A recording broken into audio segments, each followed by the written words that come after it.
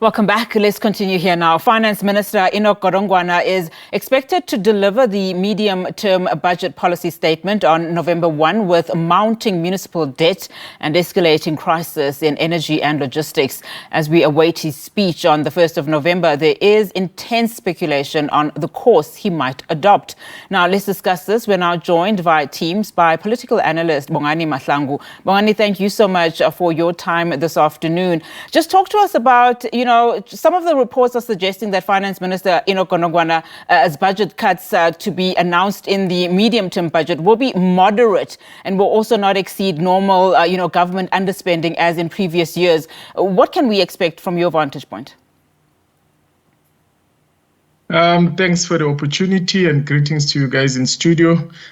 So basically, what we have heard from Treasury leading up to this point where we are now is intent to reduce our spending as a country. And the argument that has been advanced is that the country is currently overspending. So that is what would then call a revenue shortfall and then budget overrun.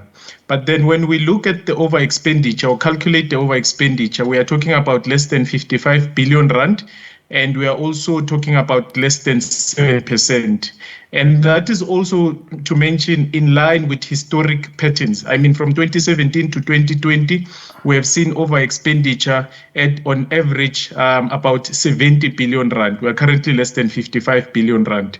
This over expenditure, of course, is caused by what is predicted but unbudgeted for. That means Treasury has not done its job. And the biggest item there, that is about 35 billion rand, is the public sector wage bill. That is known, but it has not been budgeted for and has caused this overrun. What we expect will happen is that the minister might reduce government expenditure. And I use the word might because the minister and the department that he leads have been talking about reduction of expenditure. However, the presidency has been talking about increasing expenditure. So there's a contradiction there. But even if the minister were to be successful in the reduction of expenditure during election season, of which is what we are in currently, and there is no change in spending patterns, then the likelihood is that post this midterm budget policy statement and leading to the budget in February, the same patterns of expenditure will persist, and then the same problems will persist also into the future. What the minister is not talking about, and is what he should indeed or actually focus on going to this midterm budget, is how to grow the economy in the short run, because growing the economy is the silver bullet that we need, and not what he's currently doing, which is to cause a leakage in the economy from the biggest single spender in the economy being government. Because if government were to reduce 55 billion, you and me and all other citizens of this country will feel it almost instantly. And also looking at how the economy is performing at the moment, this would be the worst time for the state to reduce its expenditure. But what the state should instead do is change its expenditure patterns. And I mean, as we speaking about expenditure and the fact that, they're still remaining high in the country, as you say, there are, of course, concerns that the country is still overspending, particularly in municipalities and other entities. To what extent do bloated salaries, particularly in government, and the continuous bailouts of state-owned entities, especially Eskom's debt relief concerns, add, to South Africa's financial woes? Starting with municipalities, municipalities in the last financial year returned almost R1 billion to Treasury. That money was not spent. That money was not committed anywhere. It was returned back to Treasury. And then the money that they actually did spend, you find that there was fruitless and wasteful expenditure from municipalities or that sector or that layer in terms of the makeup of our state.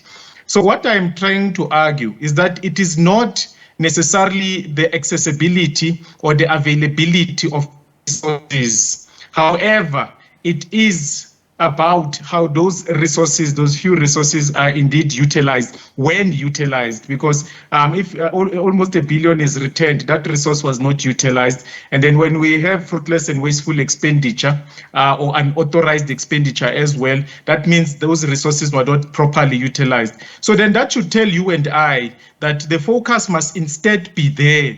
But then because the minister, the treasury, and whoever else, they want shortcuts to the problem, they go for what is actually not a problem, what should be actually a secondary consideration, instead of asking themselves, municipal managers, CFOs in municipalities, council, the executive individual responsible for finances in a municipality, which would be an MMC of finance, and your salgas, your coctars, are they ensuring that there is proper usage of existing resources or not?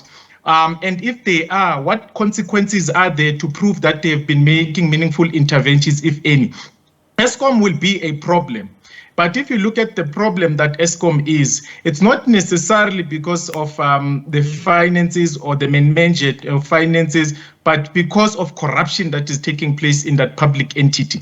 Solve that corruption that is taking place in that public entity, the finances stabilize, the operations of the entity stabilize, and that entity is able to contribute what is required of it from the economy. And we have not been seeing meaningful interventions in that space. So what I'm trying to essentially argue is that the problems we are solving, or purportedly solving, are not actually the primary problems that the Ministry of Finance, the presidents, and whoever else should be investing their time in. Instead, they should be solving real problems. Even now, if it were argued that South Africa has a resource constraint and cannot meet its mandate, as a government cannot meet its mandate because of a funding deficit, why is government not focusing on closing leakages such as the construction mafia that bleed this economy 60+ billion rand every year, such as the gold mafia, or rather the illegal mining mafia as far as gold production is concerned, that costs this economy below 30 billion rands every year. The coal mafia, the pipeline, the petrol pipeline mafia, the cigarette mafia. So if you had to then reduce the capacity of these mafias by at least 50%, we would be able to mobilize more than what the government currently plans to cut, or more than the current overrun of 53 billion rand. But the focus is not there. The focus is elsewhere. So that then gives us an impression that there's no real intent to solve any problems. These are just smoke screens and just to divert our attentions from the real issues. And I'm listening to you now, just, given all of those problems, together with the fiscal position of the country in terms of low growth, low revenue, high borrowing costs, etc., there is talk of likely changes on the tax front, although that's not really firmed up, particularly as you start looking at easing on the social grant side of things. What are your thoughts around that? No, thanks. So there's been talks about increasing your regressive tax, which is your value-added tax, from 15% to 16%. That will hurt the poor. That will hurt the black middle class, which is the class that also contributes significantly to expenditure in terms of consumption, and that keeps the economy rolling. So if you hurt those classes, then you are hurting consumption. You are essentially directly inflicting a wound on the economy.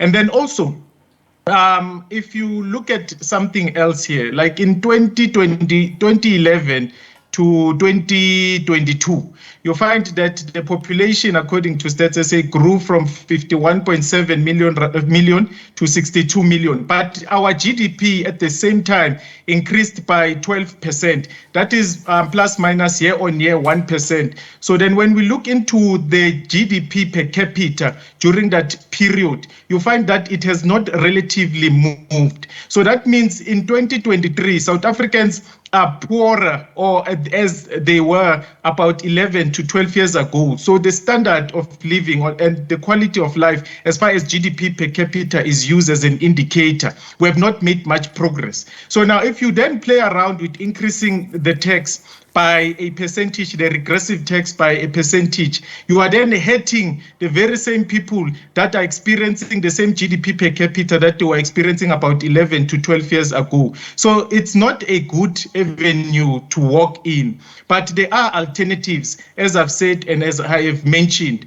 Also, when you look into the government and its wage bill, the argument should not necessarily be how much the wage bill is, but what is the output, what is the level of productivity from public servants. Because if you find mechanisms to then improve that, then the operations of government improve, and then the GDP will also improve. It was said that state capacity will be brought in, professionalization of the public sector will be brought in. We have not seen that happening. So the issue is not how much the cost is, but the issue again should be productivity, should be output, in order for that to lead to an economic stimulation that will benefit all of us, because we know the role of government in our economy. And that is not where the attention is being placed at the moment. But when comes the State of the Nation address, it is said. When comes other addresses as well, it is mentioned. But post that platform presentation, no work is being done. And the attention is shifted elsewhere, as if public servants are a burden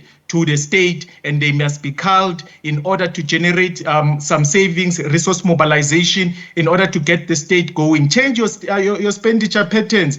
You spoke about social grants and so forth. Those are transfer payments. And if you look at the bulk of our budget, it goes to transfer payments and not necessarily to investment expenditure. And investment expenditure is what we need to grow the economy, to ensure full employment, to ensure increased revenue for the state, that it can then prioritize towards your social grants and other things. But that is not the current expenditure behavior. And then if that does not change, then little would, even if you had to add more resources, it's the pattern of expenditure that needs to be looked at.